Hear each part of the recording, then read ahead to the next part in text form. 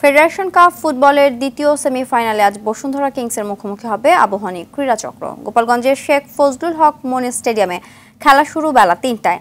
টানা দ্বিতীয় মৌসুমের মতো ফাইনালে উঠতে প্রত্যয়ী আবাহনী, আর আকাশী নীলদের রুখে দিয়ে ট্রেবল জয়ের পথে এগিয়ে যেতে চায় কিংস। গোপালগঞ্জ প্রতিনিধি আব্দুল্লাল মামুনের সহায়তায় অরণ্য গফুরের রিপোর্ট।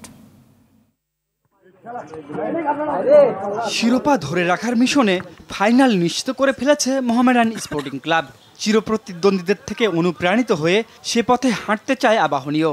বিশেষ করে লিগ পুনরুদ্ধারে আবারও ব্যর্থ হওয়ায় আকাশী নীলদের পুরো নজর এখন ফেডারেশন কাপে।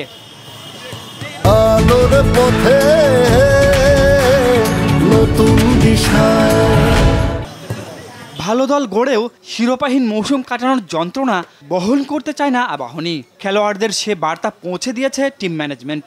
আন্দ্রেস ক্রুসিয়ানির গুরুগিরিতে মুখোমুখি লড়াইতে লিগে হারলেও কাপের ম্যাচে কিংসকে হারাতে প্রতিজ্ঞ হৃদয় রহমতরা। আমরা যেটার জন্যই খেলবো আশা করি। আর ধরেন অনেক সময় আমরা গোল দেওয়ার পরও গোল খাচ্ছি, হয়তো কিছু সময়টা হয়তো মনোযোগটা ভালো থাকছে না, এই কারণেই হয়তো গোল খাওয়া হচ্ছে। আশা করি আগামী ম্যাচে, কালকের ম্যাচের জন্য এই সুযোগ আর থাকবে না। আমাদের যে সিলি মিস্টেকগুলো করেছি এবং যে ভুল থেকে আমরা গোল কনসিড করেছি, যাতে নেক্সট ম্যাচগুলোতে আমরা সেটা না করি, সেটা নিয়ে আমরা প্র্যাকটিস করেছি এবং ইনশাআল্লাহ আমরা আশা করতেছি এই মিস্টেকগুলো আর ইনশাআল্লাহ হবে না।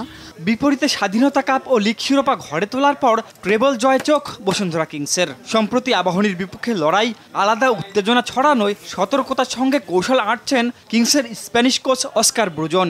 খেলোয়াড়দের পূর্ণ মনোযোগ ফেডারেশন কাপে নিবদ্ধ করতে লিগ শিরোপা জয়ের উৎসবও স্থগিত রেখেছে কিংস ম্যানেজমেন্ট। আর নিঃসন্দেহে knockout round, so definitely difficult match.